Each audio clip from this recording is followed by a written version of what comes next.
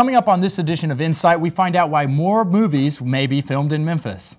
And the crime spree on campus continues. Stay with us. Insight News is next.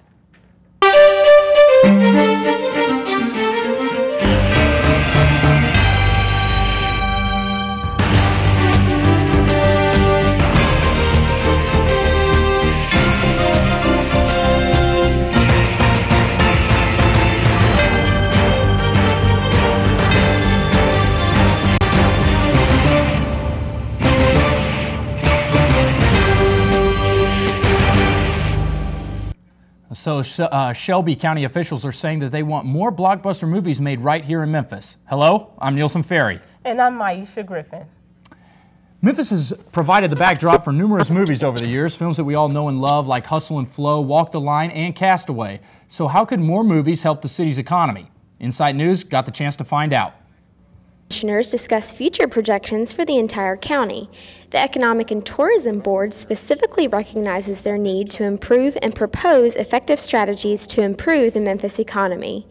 Commissioner Chris Thomas says that he would like to see the county give tax revenue breaks to have more movies made in Memphis. And I think it's very important that we have more movies filmed here in Memphis and Shelby County because it's like tax revenue. It's revenue to our county. And so I established the ad hoc committee on local movie incentives. I'm here in downtown Memphis, right in front of the Shelby County Government Building, where Shelby County Commissioners will have a meeting this morning discussing ideas throughout the city of Memphis.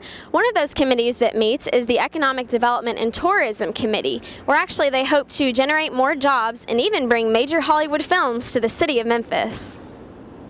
Commissioner Thomas says he has elected officials on his committee from the local and state level, including the Shelby County Film Commission. Cities throughout Shelby County have created industrial boards working with a project called PILOTS, which stands for Payment in Lieu of Ad Valorem Taxes. This project is intended for businesses looking to move into the community without paying taxes and must show plans to expand the economic area to eventually create more jobs. In my eyes, the economy is still as bad as it was when the recession started in 2008, and Shelby County needs jobs now more than ever. Something needs to be done about it. The development boards, as well as the Economic Development and Tourism Board, meet every other week proposing new ideas. Insight News, Jesse Wilkes, downtown Memphis. For more information regarding the pilot program and for the detailed minutes from the meetings, you can log on to shelbycountytn.gov. Held a conference here at the U of M to show people what to do in the event of an earthquake. We make sure that we share information on disaster preparedness, tips and tricks, and making sure that small and medium businesses as well as large corporations are prepared both for their businesses to recover after an event, also their employee base, and really the community in itself. The expo featured businesses as well as speakers who have experienced natural disasters. The next step for this local group is promoting a shakeout, an 8-state earthquake drill scheduled to take place on April 28th of 2011.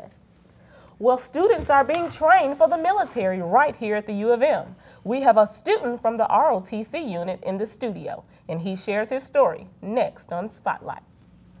626,000 investors. That's how many people SIPC has helped since 1970. Over $15 billion. That's how much SIPC has made it possible for investors to recover.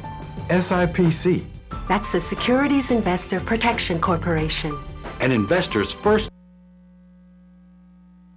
line of defense in the unlikely event that a brokerage firm fails. SIPC, for real people, like me. And you.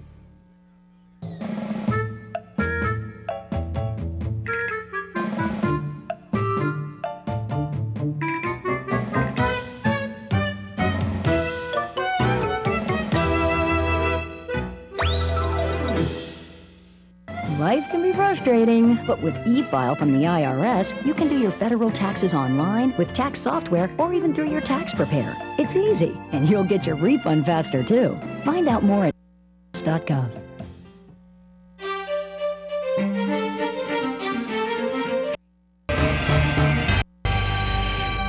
Well, it's no surprise that many college students join fraternities and sororities, but what entices young people to join the military? We send it over to our own Mona, over to you. Welcome to this edition of Spotlight. Today we have James Billiard here. He is a history major at the University of Memphis and also a part of the ROTC program. Hello, James. Thanks for joining us today. How are you? I'm doing well. How are you? James, you're part of the nationwide Reserve Officer Training Corps program. Let's talk a little about this. What exactly does that mean and what is this about? Well, it's an officer development program where if you want to be an officer in the Navy or the Marine Corps, you can do that, and you just do the college for 4 years, and then once you graduate, you also get commissioned. Mm-hmm. Are there some special requirements for the application? You need good GPA, ACT or SAT, physical fitness, and be a well-rounded student. Okay. What made you choose this program? You said you wanted to be a member of the Marines, right? Yes, ma'am. My dad's a pilot and he was an officer, and my brother is also a pilot and an officer, and it kind of just rubbed off on me, and I wanted to join the Marine Corps. And my brother did ROTC as well, and so I was kind of introduced to it, so I knew about it. How does this program affect your daily life at the moment? Well, right now I'm a junior, so I'm kind of used to it. So I have my time management, but as a freshman it's really hard trying to differentiate being a college student, typical college student, and being an ROTC student. Okay, why? Well, as in ROTC, you are a college student. Like, you can go to class with everyone and hang out and have fun. It's just you just have to higher standards than other people. I can't just go out and do whatever and have my grades suffer and skip class. I mean, being a junior, I've been here for 3 years, so just got used to it, and it's just part of my daily routine. What are your plans after your graduation? I'll graduate, and I'll also get commissioned, and then I'll go to the basic school, which is where every Marine officer goes for 6 months in Quantico, Virginia.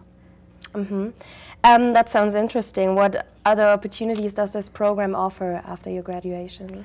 Well, you can. The Navy has a few where you can either be a SWO, which is a surface warfare officer. You can be a pilot, or you can be a submarine officer.